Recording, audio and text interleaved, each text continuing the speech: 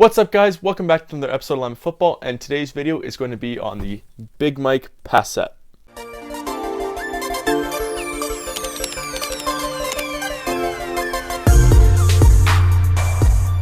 So what am I talking about when I'm talking about the Big Mike pass blocking scheme? Basically, it's just one name of the many used to describe the most basic of pass blocking schemes. Here's how Big Mike works, or Big Mac, or whatever you want to call it, doesn't matter. Big Mac and Big Mike make it the easiest to understand, as the name is literally in the title. So the big stands for these four big guys right here. Boop, boop, boop, boop. All four of these front guys. We have the big guys up front. Okay? Then you have the Mike or Mac, whatever you want to call this guy in the middle. At the start of the play, basically, depending on where the shades are, it's pretty simple and head up, right? You call Big Mac, but the really important thing about this pass blocking is communication. So at the start of the play, you obviously identify, okay, you've got this guy to this guy, this guy to this guy, this guy to this guy, this guy to this guy. Now pre-game, you could say this guy is their most dangerous linebacker based on film, and you could be calling him the Mike. That way, we make him responsibility instead of the running backs having to worry about him, as he is the best player, this guy right here. Okay, so at the start of the play, we'd have the four big guys up front, and it's the center's job to call out who the Mike is. He'd say, so the simplest would be to call 41 as the Mac, as he is the middle guy.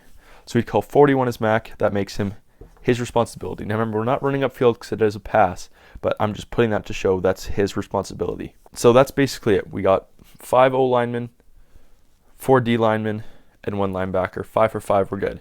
Then the running backs will usually split it some way. Maybe the fullback, if you're running a 2-back set, will take the first guy to the offense's left. So he'd come over here to see if whatever he does. And maybe the tailback, if he's not doing anything, but he's staying in the block, he'll have the first guy to the Mike's right. He'll come up there to get 44. That's basically how it all pans out. First off, these two guys, now that we've identified, no matter what happens, we do not touch these two guys. Okay, so even if they blitz right through here, this guy comes right through here, we cannot worry about him. We have to trust our fullback and our running back that they can pick up the linebackers that we do not have responsibility for.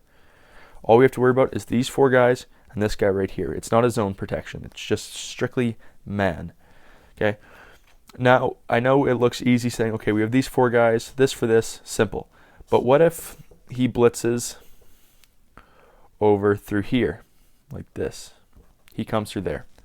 Well, there's 2 different ways you can handle that. Now, you can either do basically call it a rover style, where no matter where he goes, it is this center's responsibility to get him. If he takes this blitz and he goes outside here, he comes around loops, it's that center's responsibility to go back here and pick him up like this.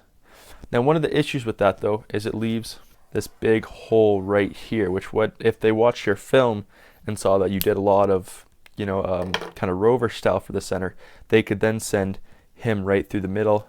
Maybe if the fullback splits, makes it a pretty easy line to the quarterback. So that's why I think the better option, you also have to be a really skilled and veteran center to be able to pick that up and realize those blitzes.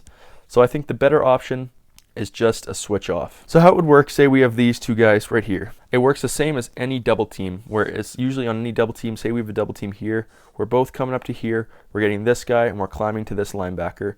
As soon as the linebacker splits one way, then say if he splits this way, he would have to shove him off to him so he could get a good angle. Then he would climb up to the linebacker like that. Okay, now basically the same thing for on a pass. Say he blitzes over here and he comes through this hole right here. All we do is, if he's coming down here, we just shove him off here and pick it up like that. So it becomes a zone play. But it's pretty simple to pick up. All you have to do is make sure you communicate. The big things with this is, at the start of every play, identify who your Mac is going to be, and that will help out and make it a lot easier for the fullback to figure out his guy and the running back to figure out his guy, depending on your backs in the protection scheme. Okay, so that was it in a 4-3. Now let's look at it in a 3-4, then 5-2. We'll be done. So these will become obviously a lot quicker now that we understand the concepts of it. So basically, 3 big guys to start, center, tackles are head up. Now, instead of just identifying one mic, we identify two mics. So we'll call them number 0, number 1, 3, I think that's a 3, and 4. Okay, so now all we do pre-play instead is identify number 0 and 1 as the mic.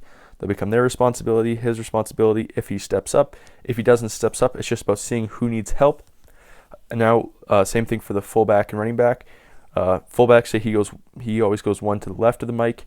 He still has the same guy out here as this is his outside mic, so he'd get number 3 there. And number 4 would be the responsibility of the running back. And that's how it sets up. Now, okay, again, what if he blitzes, right? Obviously, blitz here, easy pickup. But now what if he blitzes outside? As soon as he comes out here, we could either have the rover situation, but that leaves an open gap like this. Or we could do the classic shove off where he blitzes outside here, shove him like that, pick that up there.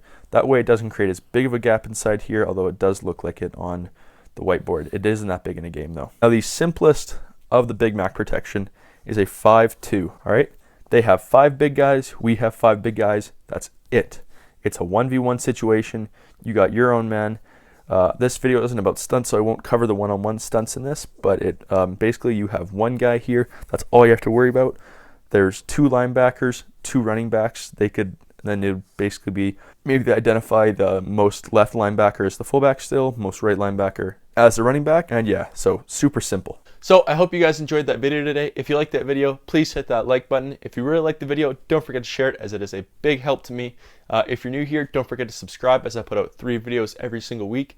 If you'd like to contact me in any way, check out my social media. It's the easiest way to get a hold of me. If you're digging the LF shirts, it's one of the first links in the description down below. Any other products, anything you're looking for really great deals, don't forget to check out linemanfootball.com. And as always, thanks.